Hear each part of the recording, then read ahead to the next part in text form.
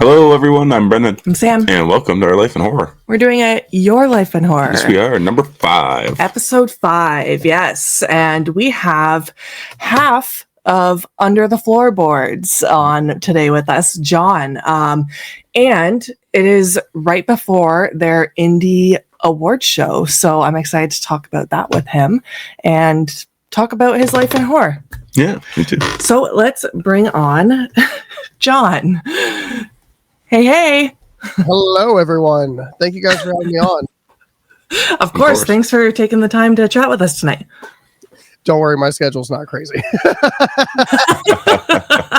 All right. So tell us about your podcast and why you started it and how did you guys meet, you and Eric? Okay, so this is always kind of fun because the reason the podcast started was, well, first of all, I've loved horror my entire life, and Eric really did too. His dad was a big proponent for that, and in a similar sense that my grandmother was. And we met actually through a buddy of mine because we are all nerds and we all play Magic the Gathering. So as soon as you find out that like one person does, it just gets sucked into the group. So after that, I have this thing where like, I moved away from a good amount of my friends because I moved to the state I'm in right now when I was like 20. So I had a lot of lifelong friends and stuff like that. And I have never had an issue like talking on the phone with like for them for hours. And it's like, oh, we're having a beer together, but it's like all virtual and stuff like that. So it was one night I had gotten a little heavy heated on drinking, and I just watched the new Mortal Kombat movie that had just come out on HBO Max, and like we're talking about it, and like it's we're breaking down the plot lines and stuff like that, and we were like, dude, we could just like do this, like, and hopefully someday make money at it, but like we can literally just like have fun and just like make dumb shit and talk about stuff like this more. And after that, it was like, yeah, we started recording on an omnidirectional mic, and some of those episodes are just like way out there. Like we go off the rails. So we still do. But like I listened to some of the earlier episodes and I'm just like, Jesus Christ, man. Like we needed to rein that shit in a little bit. It's probably why we're like shadow banned on like everything, but that's a whole other thing. But yeah, from that, we've gotten so many cool experiences, met so many great people so far. And like, it's been such an incredible ride. And I mean, we're going into our 4th year right now, and it's one of those things where like I kind of had like this growth moment for myself as far as like social numbers. I know social media doesn't matter, or I know that more so now, and it's really cool that even though like our numbers don't reflect it, the way that a lot of people are putting it to us is that we're punching way above our weight class, and that's all I could ever ask for. And like the amount of people that we've got to talk to. So yeah, the show itself, we do comedic breakdowns. We did a rating system for about a season, maybe a season and a half. And then we were like, I'm really tired of like putting a number on all of these. I think it was because one of the episodes we like watched Dead Snow and then got into a huge fight about like what that should be rated. Because I thought it should be like a 7 because that movie's fucking amazing. But it just turned into one of those things where like there's a way that you can make things funny without having to just beat the shit out of something, And I will say we have plenty of times where we go off, but I'll go off on like multi-million-dollar movies because fuck them. If you had that kind of a budget and you still couldn't hit par, like no. you can get T to B on that one. So yeah, comedic breakdowns. We have some incredible interviews as well. Like the people that we've gotten to meet through this has been like insane. Like if you had told me that I was going to one day be able to like, interview Felissa Rose and Lynn Lowry and shit like that, I would have been like, okay, calm down, boomer. Like that's not happening. But yeah, it's been awesome. I love that. Yeah. And you're a big indie supporter. In fact, you guys have an award show that I mentioned in our intro. So Talk about your show, because that's coming up like very, very soon. Yeah, if what you told me is correct, probably like in the next couple days from this. Yes. So it's November 1st, 7:30 p.m. We're just trying to keep Halloween going one more day. We're kind of like the after party for Halloween for everybody. But this started about I'm so stupid. It started 3 years ago because we're on our third annual. Jesus Christ. But anyways, we started this because I was watching the Fangoria Awards and I was like doing live reacts or whatever, and people were loving it and commenting and all that kind of stuff. And I was like, well, this is fun. But I kind of hate that. I mean, I loved the fact that the year I was watching it was like the year Terrifier 2 just swept, like across the board, just came in, dogged everybody, which is incredible because, again, that film deserves all the clout that it was getting. But there is a level of indie that's kind of above, you know, because, like, sure, the first movie was made for like $250,000, and they talk about the fact that the second one was. I'm still not 100% sold on that. I think it was probably closer to $500,000. But regardless, obviously, the return on investment and passion that they put into that was like 13-fold or whatever. But I was like, damn, I really wish that there was a level, because we had already been doing, you know, pre-screeners, which again, we do that on our show pretty often, but we've been doing all these pre-screeners, going to events and stuff like that. And I was like, I wish there was kind of like this space where all of these other people would get recognition, because the problem isn't the fact that these films are bad. It's the fact that they don't have the distribution power that a lot of these higher up, like, you know, they're never going to get the same recognition as like A24 or Neon or something like that they can just pay for coverage time and time and time again, and pay for people that are like household names and shit like that.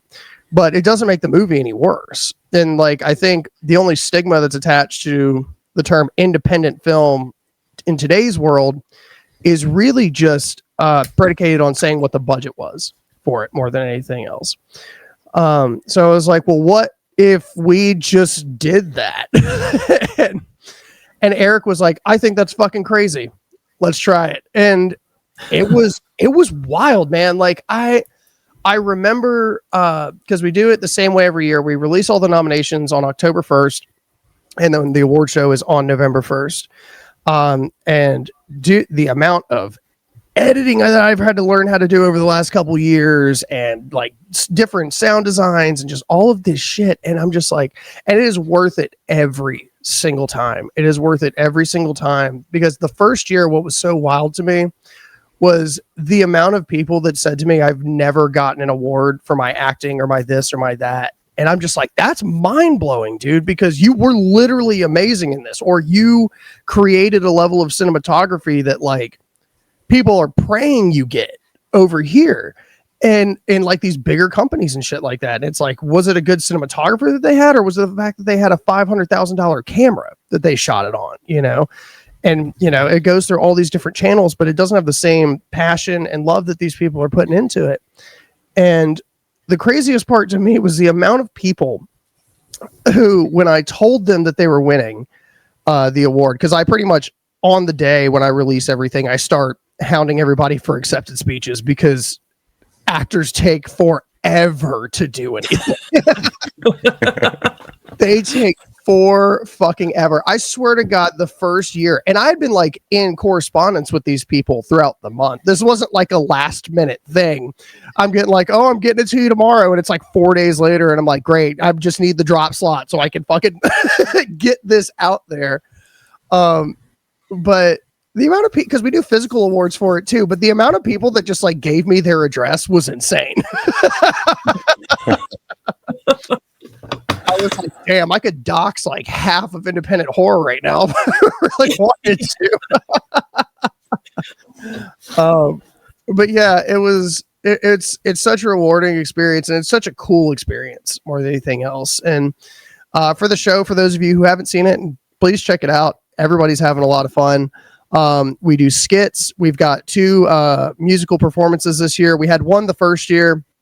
We didn't have one the second year, but the band that was supposed to do it wound up picking up a tour, and I was like, go get paid, because this is all volunteer. Mm-hmm. This is all volunteer. And speaking of which, an important thing to kind of know is we don't charge filmmakers for this. We don't, and we also have ad space. So like there's commercials for people like Our Life in Horror and Horror 365 and all of these cool creators out there. We have trailers for movies that are coming up next year that you probably don't know about.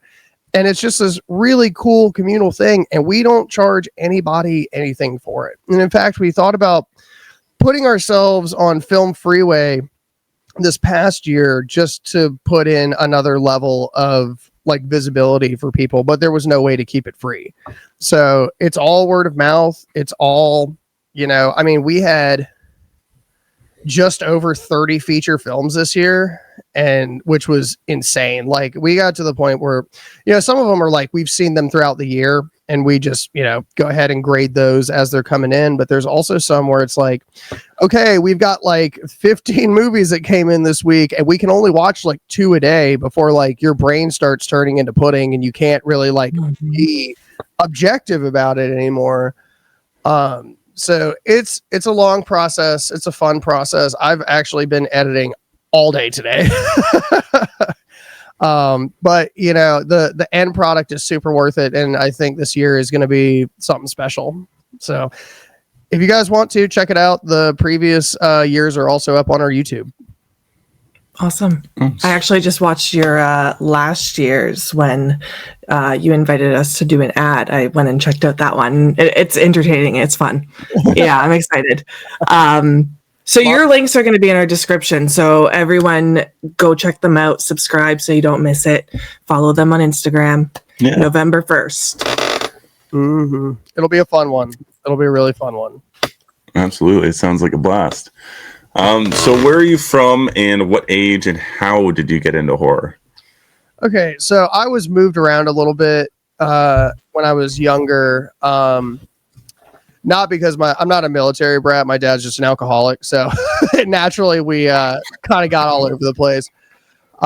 So when I was younger, I was in Texas until I was about, and I was back and forth between there and Virginia because we had family up there. Until I was about 7 or 8, I think. And then we moved to Virginia and like stayed there. But Texas is actually kind of like where I fell in love with horror. Cause my grandmother, when I was growing up, like the like rite of passage in the family was always like grandma, like sneaks you in and you watch your first like horror movie with her. And like, cause every cousin I have, except for like the ones that have been born recently, all have like what their first one was.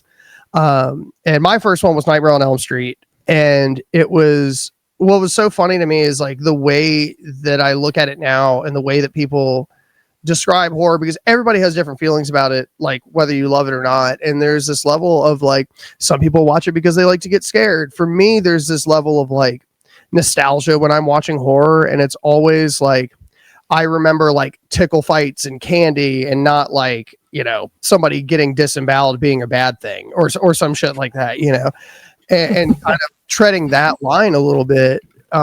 So that was all. And she was always so funny too. Cause like when we would go to like, when I was older, we'd go to like family events and, other people are like talking to her about making deviled eggs or fucking whatever. And we're talking about like the Saw franchise and if she was going to see 4 or 5 in theaters or if she was going to wait for it to come out to DVD and like stuff like that.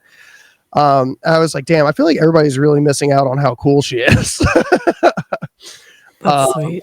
Yeah, she was just a really big kid, man. I miss her every day.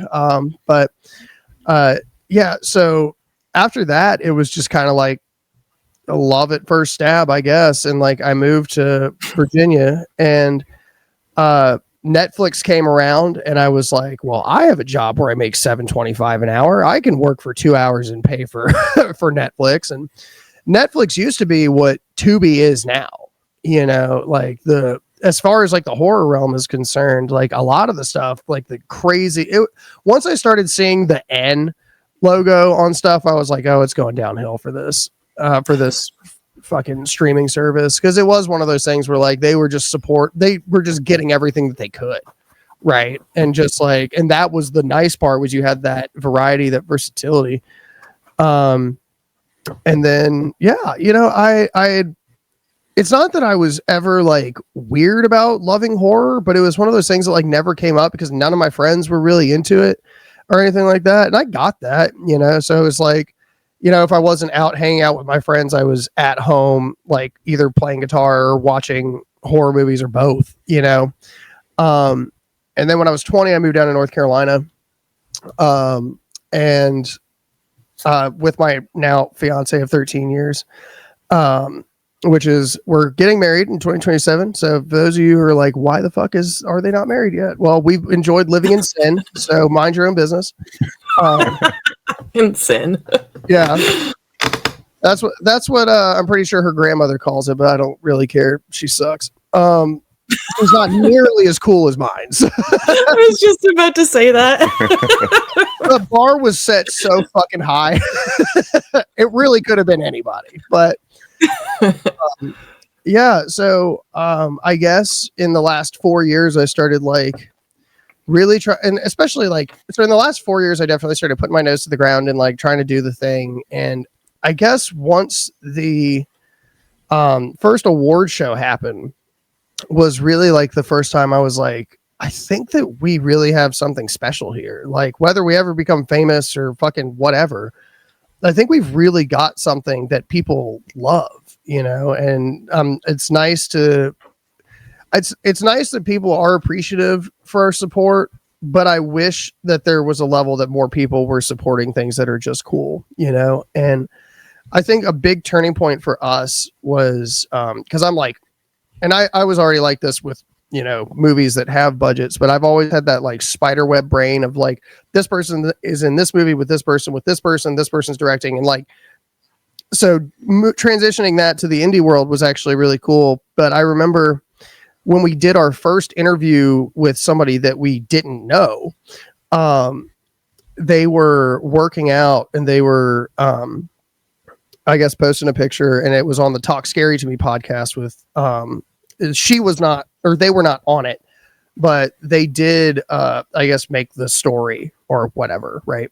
And it was like listening to my favorite, horror podcast before, I'm going to go be in a horror movie. And I was like, I feel like I have a pretty good idea of horror movies that are happening out there, which by the way, I didn't at the time. I definitely thought that I had my finger on that pulse a little bit more than I did. And, I wound up messaging them and I was like, hey, like, would you, cause I just like will fearlessly talk to people. And it's so funny because Eric gets so uncomfortable. I love him so much. And he definitely has the social anxiety that I just like, I don't know if it just doesn't exist in my ethos or what, but like, I am unabashedly unawkward, I guess. And, anyways, I messaged them and they like reached back out because I looked at their movies that they had on IMDb and I was like, wait a minute, these look fucking awesome and I have no idea what any of this shit is. So they wound up coming on the show and we're like really good friends now. Spooky Madison is making incredible shit out there, especially actually in the Midwest in Ohio. Absolutely killing it right now. I'm hoping to be at their premiere for What's Wrong, Wendy, which you guys should go check out, Final Ghoul Films, if you haven't. But they have a level of talent that I think really is unique. And it was really cool to be able to talk to them. And we've become very close friends since then. And that's been a really cool part of this. There's a handful of people that we talk to a lot. We talk to a lot and see what they're doing. And like I talk to Derek Worley all the time and he's pretty much always on tour with Iron Maiden or some shit, like just following them around Europe or whatever. But yeah, that's probably the best part about it so far is the amount of friends and cool people and just all together, just good vibes that have been coming out of this. Yeah, I definitely agree with that. Yeah. What's your favorite horror movie today, if you have a favorite, and has it changed over the years? Absolutely. To the last question. Absolutely. It kind of changes with the wind, but I kind of like cheat these questions a lot because I'll be like, well, from this generation, it's probably this, but from this one, it's probably this one. But that's okay. It's your answer. what I will say is there is one movie in particular that I will scream from the rooftops until everybody has seen it, and it's from one of my favorite filmmakers of all time, Anthony DiBlasi, who Malum, Last Shift, this one in particular. And if you guys are interested in finding out more about him, we actually do an interview with him. And it is one of my favorite interviews of all time. It is so much fun. Mostly because he was just so laid back, and we're talking about like cutting dicks off and weird stuff like that after a while. And it happens in his movies. It's not my fault. But we were talking, and it was really cool to watch him light up, because a lot of people don't talk about Dredd. So notably, Anthony DiBlasi was, when he was doing his internship over in California, he was actually working at the FX version of Marvel Studios at the time. So like they had just finished wrapping, I guess, the first Spider-Man movie. It was either the first or the second one. But there wasn't really a lot of work for him there after that. He's like, well, this is kind of lame. I don't really want to go back to, because he's a Boston guy. It's like, I don't really want to go back to the East Coast without, getting a little bit more experience and stuff like that here. So he winds up at Clive Barker's production studio and is actually like second man to Clive for a while. And so Dredd is a short story that is written by Clive Barker, that is then transposed to screenplay and directed by Anthony DiBlasi. And it's psychological, it's gruesome, it's the color grading is absolutely insane. The performances are batshit. And like the craziest part to me is they got Jackson Rathbone from Twilight. And I was talking to Eric about it, because I just watched Dredd one day. And this is like before we had even interviewed Anthony. And I was like, because for those of you who know, we did have to watch the entire Twilight series because I lost a bet with our audience. The episodes are out there. Just fucking listen to them. But anyway, if I have to go through that much fucking pain, somebody has to listen. But anyways, I remember, I'm sorry, I got tripped up for a second. Anyways, yes. So Dredd, so Jackson Rathbone, I texted Eric and I was like, oh my God, I didn't realize he could fucking act, because I had only ever seen him in the Twilight series and fucking, Avatar: The Last Airbender. He played the live action Sokka, which was awful. It was fucking terrible. That was the M. Night Shyamalan version, and I still don't understand who put that man in charge of like a live action version of a kids show, but that's beyond my pay grade. But Dredd is one of those that, like, when I recommend it to people, they will text me and be like, I have been thinking about this movie for like 4 days, because it stays with you. And it's so like, it kind of preys on that feeling that we've all had before. And that's Dredd. I will say classics. I really like The Prowler a lot. I think that's one of my tops. Nightmare on Elm Street, obviously. Dream Warriors is definitely like that movie still makes me get up and just cheer every time. I love that film so much. I'm trying to think if there's anything else that Sinners this year was probably the best film to come out of Hollywood. By leaps and bounds. I still haven't seen Weapons yet. I'm sure it's good, but I'm really putting my money on Good Boy though. I'm really thinking that one's going to be like turn the tide for a lot of people.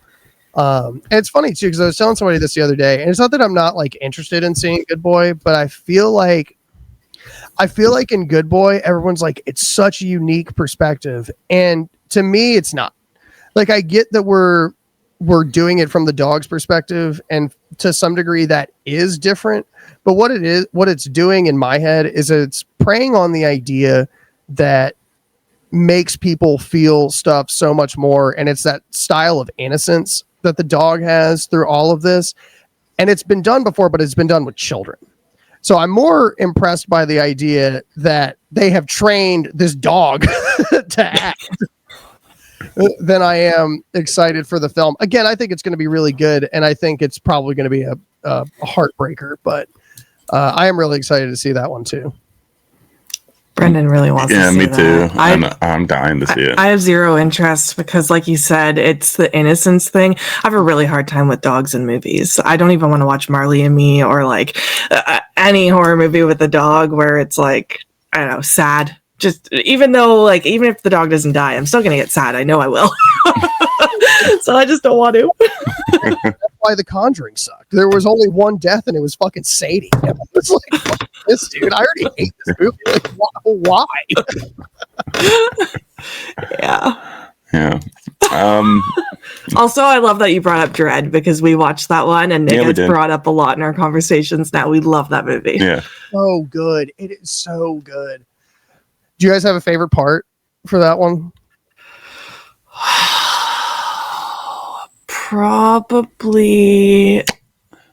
As bad as this sounds, I really like the vegan sequences throughout that, just because it's the most like that's like they went there, they did it, they showed it. Like, yeah, the bathtub is rough too. Yeah.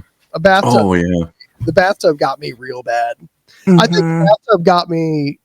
Actually, I feel like the scene before that led to that is what really got me, where they like walk in and all the students are like watching the TV and it's like the fucked up sex tape. And I was just like, oh my God, dude. Yeah. It's a very dreadful movie. And why do you keep coming back to Sean? He is a fucking sociopath, dude. Yeah, that always confused me too. And I just know him as like Jasper or whatever, but like we spent like half the movie trying to figure out what he was even from. I know, and I'm like, Twilight. Yeah. Yeah. It's funny. Yeah, if that dude rolled up and was like, get in the car, I'd be like, no, absolutely. So what is your favorite horror decade and subgenre? Ooh, that's a good one. It's kind of a mix. I really love the 80s, and I like where we're at right now. And the reason, and I mean, like, I guess like the later 10s, I don't know. I forget that I'm getting fucking old. So like, I forget that like 2007 wasn't yesterday. But I love the 80s because I think it took the innovation from the 70s and just went ballistic with it and was just like, what is the craziest shit that we can splatter blood against? What's the next weapon we're going to use? And there was like, it was so innovative for storytelling, you know? And I think for a way that it really kind of couldn't exist in the 70s, like, we didn't have the capacity to do stuff like Nightmare on Elm Street and shit like that, right? Which is crazy to think about because a lot of that still is animatronic and prosthetics and, you know, a handful of things like that. And that did exist in the 70s, but it was always channeled into, and I get so much grief for this, but it's channeled into shit like Jaws, which I cannot stand that movie. It's like, to each their own. People can love it, but like, it's just like one of those things, like, the budget of that we're blowing on an animatronic shark that we're going to see for 5 minutes, maybe, of this film is insane, is absolutely insane. So I think it's a level of accessibility changing as well. And I think that's part of why right now is also one of my favorite eras, just because the level of innovation that you have for the indie world specifically. So I think like when you look at like early 2000s, especially the 90s, you know, you have films that there was independent films, but if you heard that term, it was like, okay, we shot this with a camcorder in my backyard and it sounds like shit and it looks like shit and nothing really happens because we couldn't afford anything. Nobody can act because it's my best friend. And like, you know, there was just so many like different issues that came along with that. And I think the indie world now has evolved so much in the level of accessibility that it's changing stuff like that, you know. And part of that is the rise of just like big budget filmmaking in general, because you have these people that will work on a big set, and it's like, well, that set's done, and maybe they weren't like the coordinator or the top prosthesis or whatever, so now they have to figure out what else they're going to do. So they start doing some of these smaller films and stuff like that, and that translates across every job in the film world.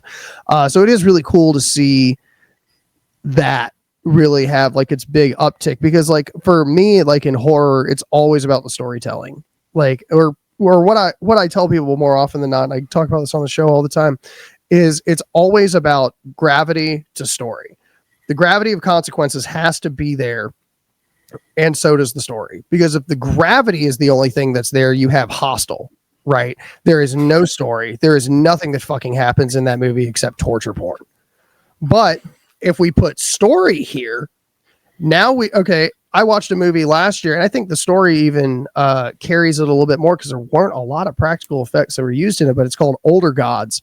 And that movie is perfect. That movie, well, other than, again, it's so story driven and it's actor driven and it's cinematography and all of this other stuff, and it outweighs a lot of that gravity. And the gravity did need to be there just a little bit more, but honestly, I would just watch the film. It's a banger. But if you have gravity and story, you have the greatest story ever written, and that's Saw. So nice, yeah. Okay. I love Saw. Didn't see Saw coming out, but all right. I love Saw, and I also don't love Jaws, so we're on the same wavelength.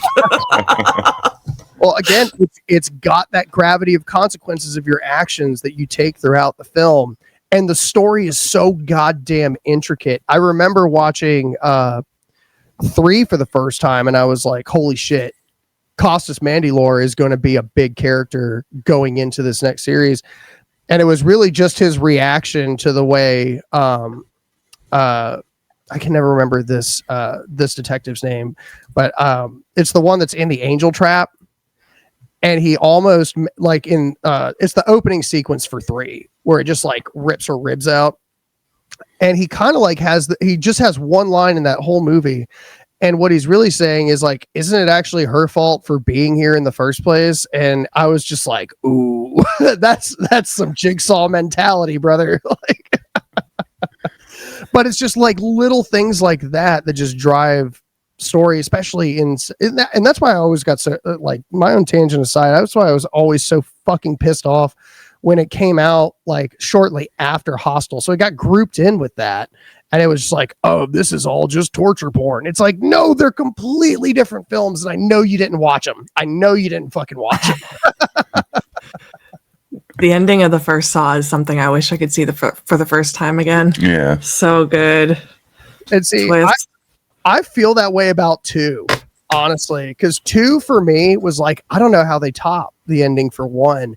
And I swear to God, the moment that he goes, the feed's not live, I was like, oh my God.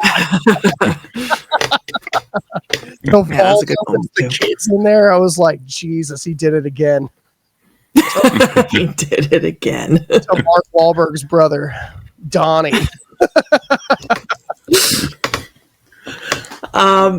How did you discover the horror community? So, like, was it through doing your podcast and social media, or a horror convention, or how did you discover that there was a community of all of us out here? It was definitely a mixture of going to my first con, which I went to when I was like 28. I want to say 28 or 29.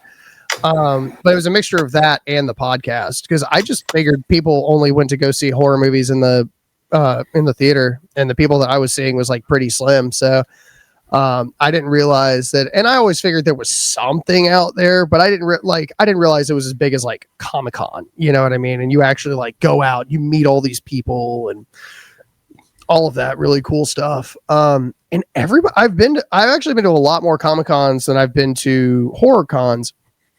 And I gotta tell you, and I've been to 2 anime cons, and those were fucking weird. Those were like weird.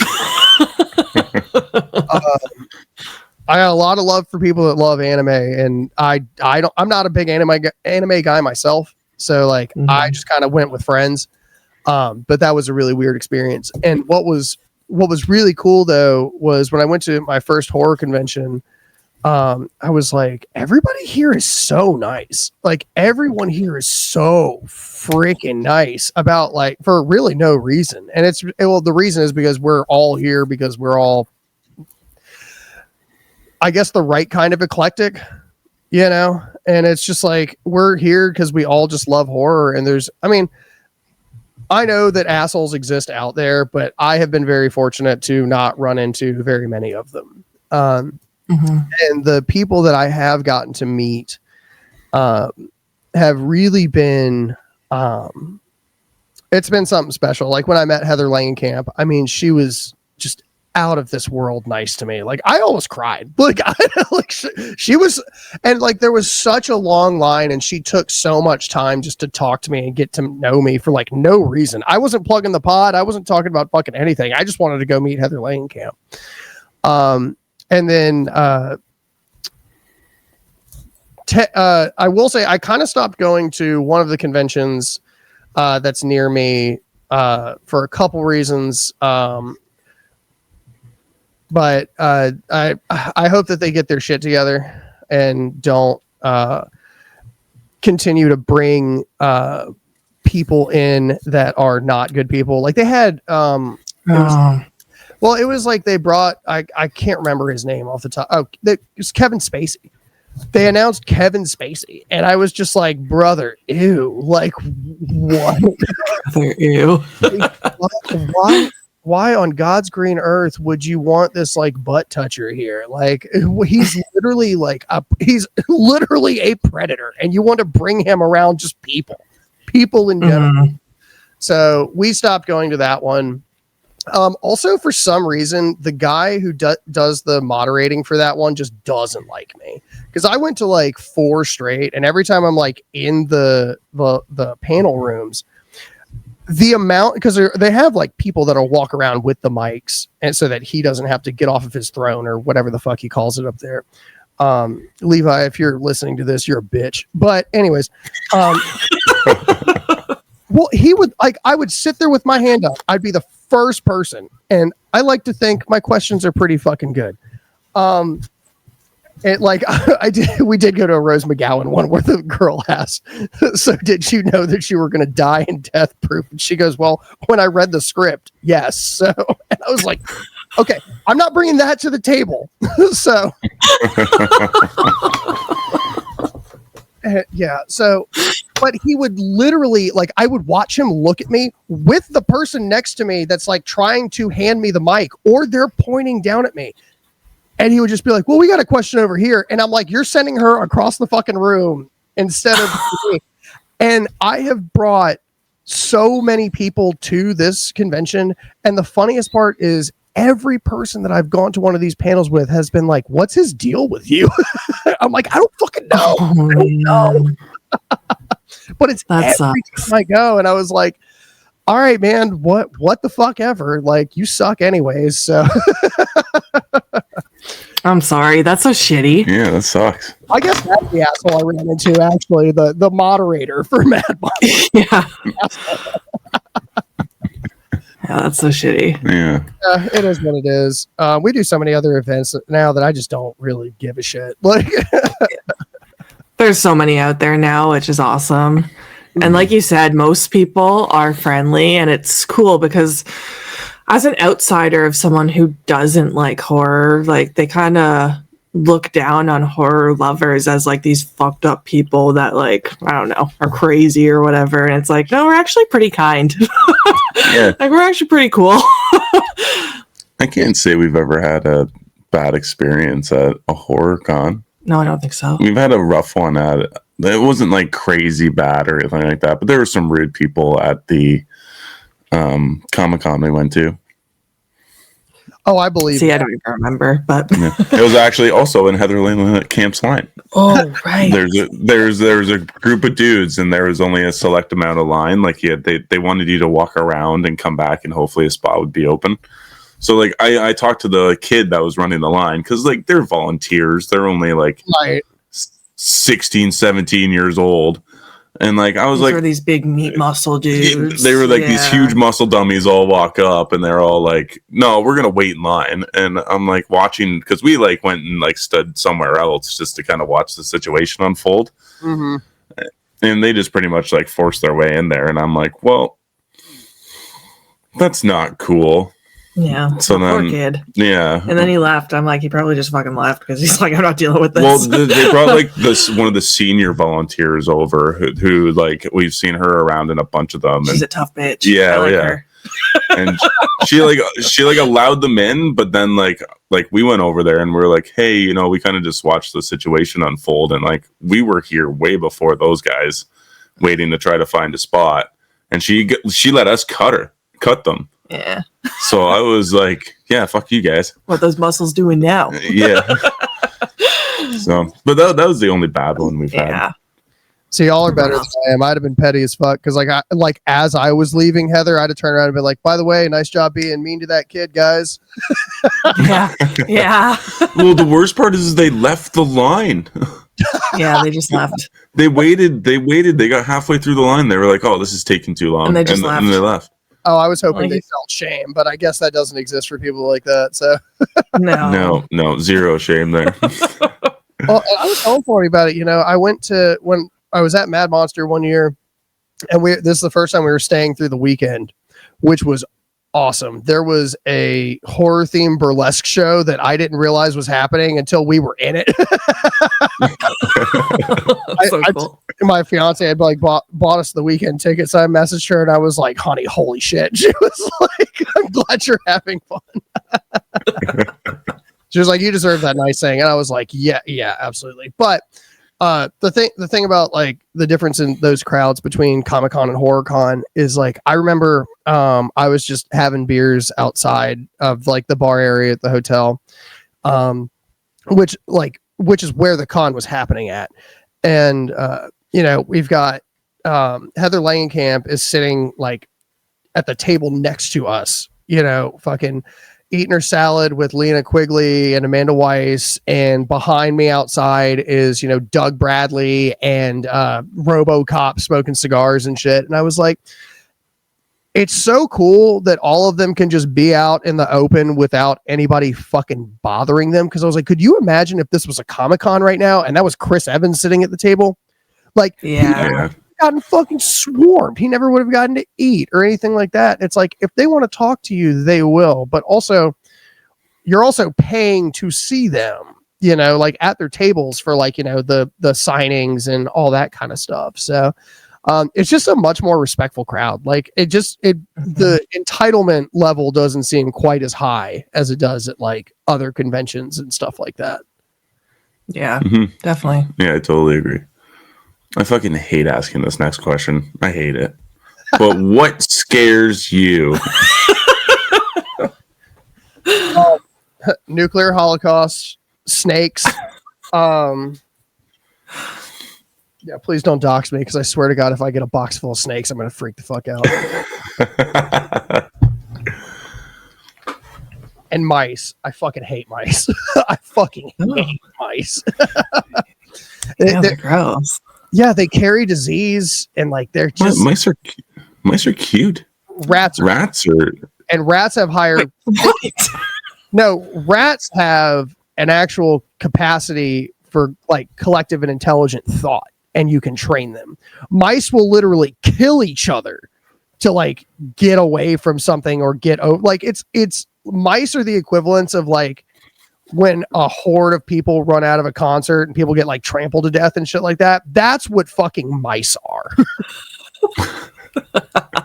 Mice are gross. they're like this big. No, they're gross. They're messy. I'm not saying I'm gonna own one, but like if I were out in the wild, and I'd rather see a mouse than a rat. Oh, well. Because rats are planning something. Mice don't have the capacity to plan something. Rats are planning. Time to take over the world or whatever that is. Yeah, hey, they're going to Speaking take in the over your brain. house. Who Those knows? are rats, right? Or were they mice? I think they were mice. I think it's mice. Oh. Yeah. I think they were mice. Okay. Yeah. The show's made up. All right. Good answers. What other genres do you enjoy outside of horror? Comic book stuff, 100%. Like I love stuff like I'm a huge DC guy. Actually, last year for my birthday, Eric got me it was a signed Arkham Asylum Batarang by Kevin Conroy, and I almost cried. He thought I was going to, and I came really close because this was like after we lost Kevin too, and it was just like because that was like my entire childhood. I could talk about comics until the fucking cows come home. But it was one of those specifically, like I remember watching, I don't know if you guys have watched the Devil May Cry series yet that came out on Netflix. It's really good. And I don't know how they're going to be able to make season 2 happen because I was like sitting there and then I just heard Kevin Conroy's voice and I was like, there's no fucking way. He plays the vice president in Devil May Cry. And I was like, that is fucking Kevin Conroy. He plays a diabolical bastard in that too. And it's so cool. So definitely comic book stuff. I don't know what you would classify it as, but my favorite movie of all time is Reservoir Dogs. Like 100%.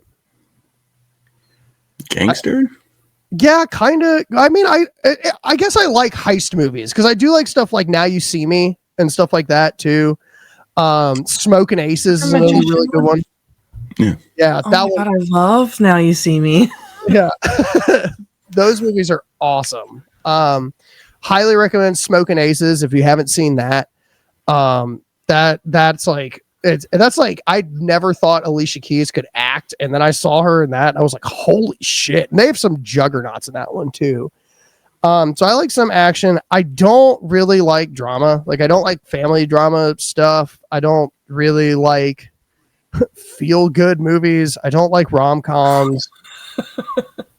What I really don't like is just fucking straight up sad movies. Like because like there's so much shit where it's just like I don't want to watch someone's mom die of cancer and then like have all of these like, oh, well, she left you this garage full of presents for each year that she knew she was going to be dead. I was like, that's horrible. Like, who the fuck is watching this? But I guess we all got to feel. Girl, that's PMSing. And they need to ovary up and have it be its own category that says PMSing. Yeah. Crying movies. Yeah. Movies. I remember, and this was like one of my first girlfriends was like watching The Notebook, and I was like trying to watch it, and I was just like, dude, this is like awful. Like the movie itself is just fucking awful. Like the acting was fine, but like I'm going in between this story that I don't care about and watching two people go through Parkinson's together. And I'm like, you've never seen it, have you? No. Yeah. Oh, it sucks. It sucks. Is that the one with Ryan Gosling? Yeah. That's all I know is that clip of him being like, what do you want to Rachel McAdams? Because it's exactly what we kind of go through on a regular basis, don't we? What do you want? What do you want to eat, mainly? And I felt that on a spiritual level, but yeah, I mean, like, I kind of like comedy. But I don't think comedy is what it used to be. I really love watching stand up. I love stand up. But I feel like comedy films, we kind of hit our peak with the like early 2000s FX comedies between like Superbad and The Goods and Pineapple Express, and like I think ironically the cap for that was what's it called? This Is the End, because that movie is hilarious, but it's like the last funny movie that they had really put out. Yeah, so it just kind of has to be a high caliber, because I don't really watch thrillers and stuff like that. Like I've seen like some good ones, like Man on Fire is a really good one.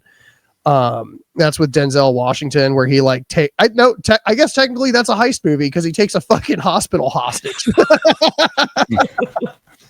It's pretty much like, all right, you can give my daughter this heart surgery or I'm gonna shoot this place up. That movie's incredible. Yeah, I think that's really about it. I don't really like action movies. Unless it's like I like foreign martial art movies. Like I love like Ip Man is like, I work out to Ip Man. Because if that man can save China with his fists, I can do one more push-up.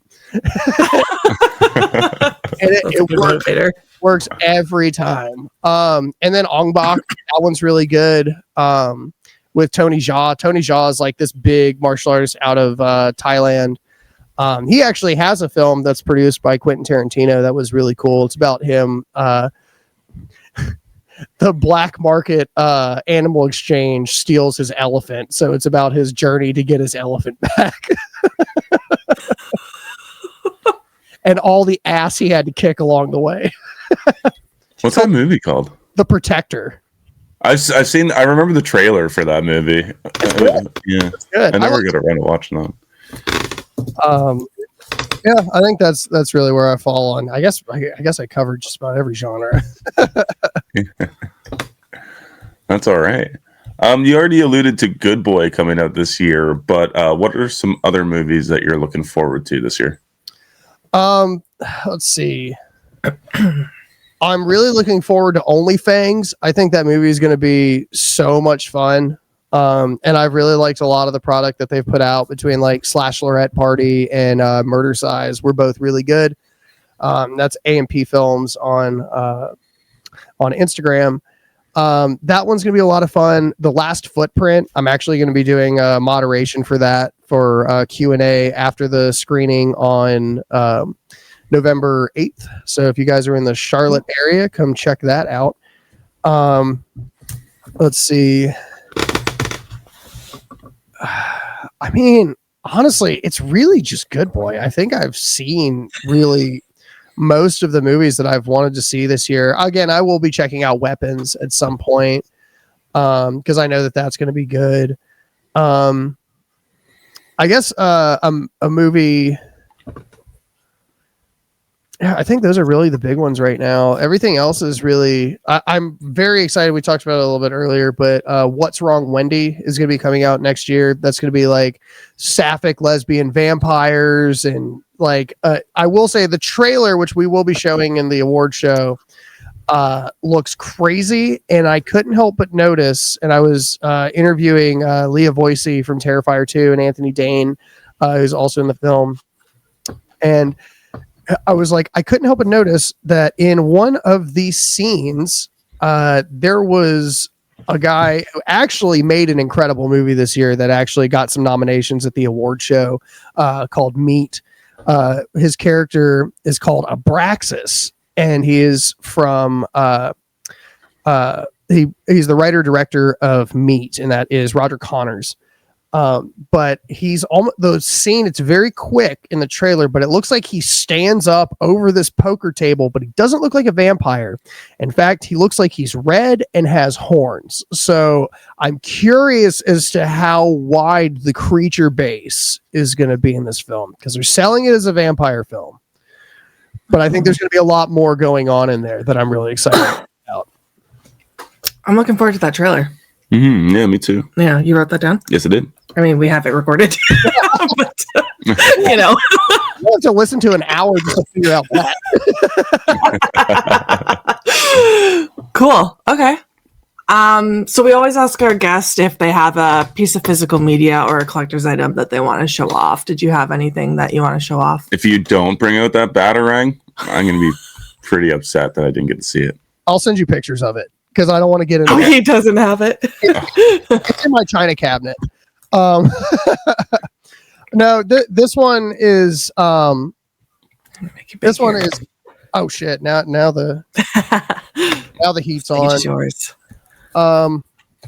So this one just really means a lot to me, and I'll tell the story behind that here in a second. But this is the VIP pass that was given to Eric and I from Mark Cantu for the Wolf Hollow premiere in Pittsburgh, and so Spooky, who is the writer and co-director of What's Wrong, Wendy. When I discovered them the first time, it was in Wolf Hollow. Like I finally got to see them act, and they actually won best performance that year, which was very well deserved from the award show. And that just reminds me of the incredible weekend that we had, because we had wound up interviewing Mark, and he was like, "Hey, so if you guys want to come, we're going to send you the pre-screener regardless." And I was like, "That's fucking awesome. I'm super excited to do a review." I think that was our second one that we had done, second or third. And I kept telling Eric, I was like, "We got to do it, dude. It's going to be so much fun. We can get out of the city for a little bit, go to a bigger city, have a blast, go to a premiere." And I was a little biased because my favorite George Romero movie is The Crazies. That's always been my top zombie movie. And Lynn Lowry has always been one of my favorite actresses. And she plays a role in Wolf Hollow. I didn't know that she was actually going to be there. So we get to the premiere, and we had been corresponding with Mark for a while, and we're really good friends with Mark Cantu now. And actually, guys, make sure you check out Grind when that comes out. Wolf Hollow is available now on Tubi, but Grind hopefully will not be too far behind it. They're doing like the media circuit. Oh.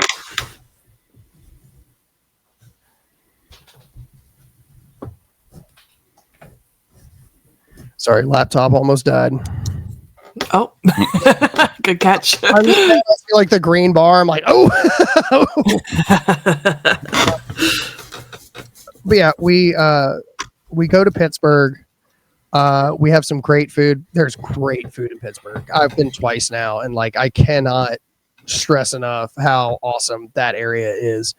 But we get to the premiere, and like we're hugging Mark, and Mark is a short king. I did not realize that he is like 5'6", maybe 5'8". I don't really know. I'm 6 foot, and like every time I meet somebody, they're like, "You're so much taller than I expected." I'm like, "What the fuck does that even mean?" Because I will say Brian Saponis, who's a big integral part of his films between like writing and acting and stuff like that. He's an incredible actor as well. He's like 6'5", like, and so I look up at him. So like watching them next to each other is always really funny. But we're standing towards the outside. Like we've grabbed a couple beers from the guys that are like providing for the show, for the screening and stuff like that.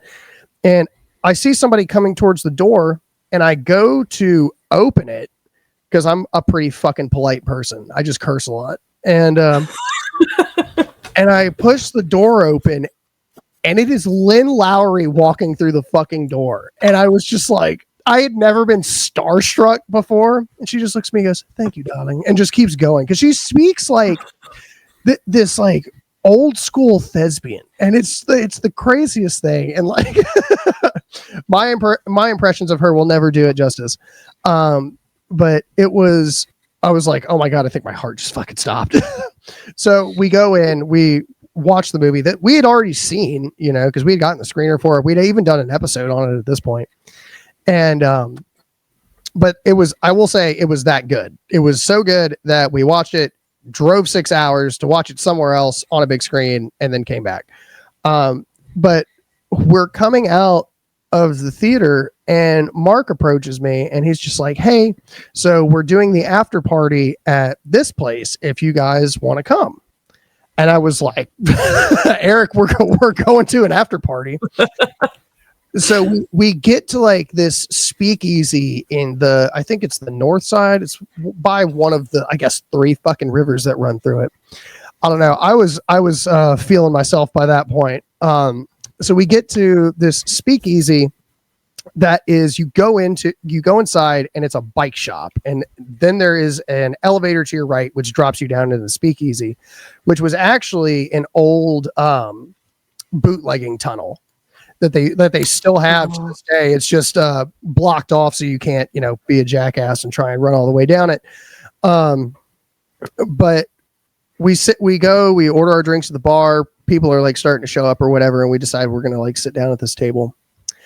And it wound up being myself, Eric, Brian Saponis' wife, who was incredible. We were like best friends by the end of the night. And Lynn Lowry's manager and Lynn Lowry. So we sat there and got drunk with her for like 2 hours. And she is one of the funniest people I have ever met. And it was one of those things that was so like, they say like, don't meet your heroes, but it's so rewarding when they're so like she was so funny. And it was like, I remember she had ordered these ribs, right? And they get to the table and she goes, these look absolutely terrible. She like tries a bite of one. She looks at Eric and goes, oh my God, these are awful. You should try one. And Eric like picks up the fork and knife, and Lynn just goes, they're ribs, darling. You don't need utensils. He just like goes, yes, ma'am. It was so funny because we were like towards the end of the night we were talking about like getting her on the show because she was gung ho. That woman can handle her dark liquor. Jesus Christ, she was knocking them back that night. I thought she was going to take Eric home, but Eric was not quite old enough for her. She made a comment at one point. She was like, when I say younger men, I do mean like in their 50s. Not like I was like, Jesus Christ. But we're talking about getting her on the show, and she's just like, I'm way over explaining shit that I don't need to, and she just like takes both my hands and just goes, I just need to know if they're gonna see my face, darling. And I'm just like, yes, ma'am. They will be. And then that one wound up getting delayed a little bit. Her mom had some health issues, and I felt so bad because like she had to cancel like 3 different times, but each time she was bringing her mom to the hospital, right? And at first I was just like, God damn, how old does your mom have to be? But she's doing fine now, and we did wind up getting the interview. She actually hit me up about it. She was like, we never did that, did we? I was like, no. She was like, how does this Monday work? And I was like, I will make it work, I guess. That's awesome.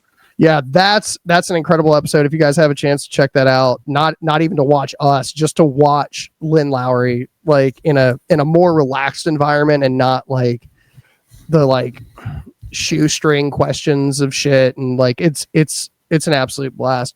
And I think I love that piece of physical media because it's just like it's such a core memory for like everything that we've been doing, and even like with the new experiences and the new stuff that we get to do, and we have the privilege and opportunity to do these things. It's just a reminder of like a core of where a lot of that started and why everything that we're doing is really predicated on the fact that we started doing shit like this. And it's such a great memory for me. I love that. Yeah. I really like that answer. That sounds like an awesome night too. Yeah. Oh my God. So the best part was, again, I was like best friends with Brian, and I told Brian and Brian's wife this because I just went to the Grind premiere in Pittsburgh in August, and so at the end of that night, because there's been this running joke between Eric and I that I'm gonna try and steal Brian's wife, because when we were leaving, and again we had been drinking with Lynn for quite some time at this point, and I apparently walk up to Brian, and we had already met, through a lot of these exchanges between the premiere. And I go up and I shake his hand, and he goes, hey man, thanks for coming out. I looked at him and I was like, hey man, I fucking love your wife. And according to Eric, the way that it went was he just started laughing. He was like, yeah, man, me too. And I looked at him and I gripped his hand harder and looked at him and said, no, man, I fucking love your wife. That's hilarious. Oh yeah, and I got to tell her that this time, and everybody thought that was an absolute riot. Luckily, they're all cool people. And driving 6 hours, like we got to get ourselves out to Toronto. No excuses for some premieres, because there's premieres out in Toronto and we're like, 2 hours. And then you say you drive 6 hours for one. I'm like, okay. Yeah. Just gotta do it. It's the adventure. Put a couple fucking movies on your phone and just listen to that while you go to whatever, you know? Yeah. At least y'all don't have to drive through West Virginia. That place fucking sucks. And for anyone who thinks that personally, just leave West Virginia. It sucks. All right, we're going to end this off with some rapid fire. So I'm going to say a word and you're going to say the first thing that comes to your mind. Fuck, I'm so bad at this. I'm probably just going to say a lot. Like, all right, slasher. Michael. Sci-fi horror. Alien. Indie horror film. What's Wrong, Wendy? Halloween movie. Halloween Town. Oh, nice. Horror remake. Evil Dead. Nice. Halloween candy. See, now my brain just scrambled because fuck.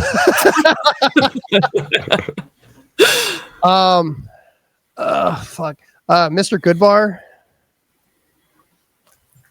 That's a States thing, right? Yeah, I don't think we have that. Yeah. Okay. Horror. Don't worry about it. Horror director. Anthony DeBlasi. Female horror icon. Oh. Heather Langenkamp. Male horror icon. Jackson Rathbone, baby. Nice. And a hot take. Jaws sucks. I was expecting you to say that. I was going to say besides Jaws. Yeah, give us another. You got another hot take? Oh God, probably. Oh God. I'm trying to think of like what is a hot take, because like typically it's just my opinions on shit. And I just like don't really pay attention if it's a hot take or not.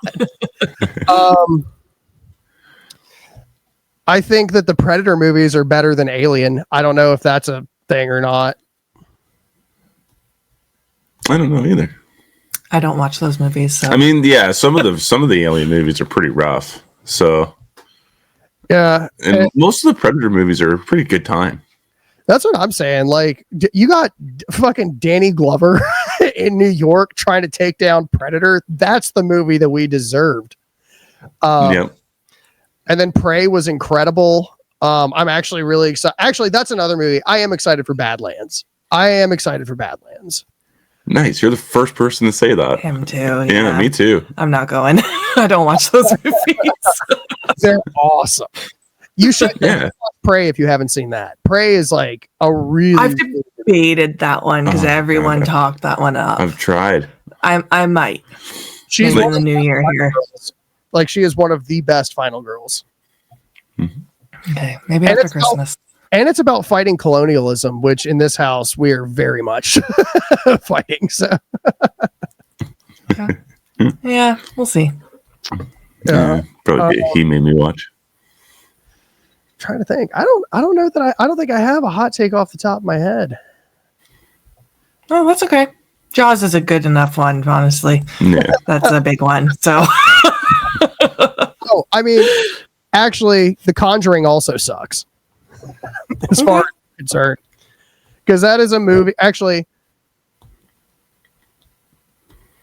Jaws, Jaws, that, and Skinamarink. Skinamarink is probably the worst movie I've watched in my entire life. And that's that's probably past Jesus Christ Vampire Hunter. And that movie was fucking terrible. But Skinamarink was okay. Here's the thing for the people that like Skinamarink out there. Skinamarink was so fucking lazy because all it was reused footage for 90 minutes. You had like maybe 7 different shots and then like maybe 2 lines of dialogue in the entire film.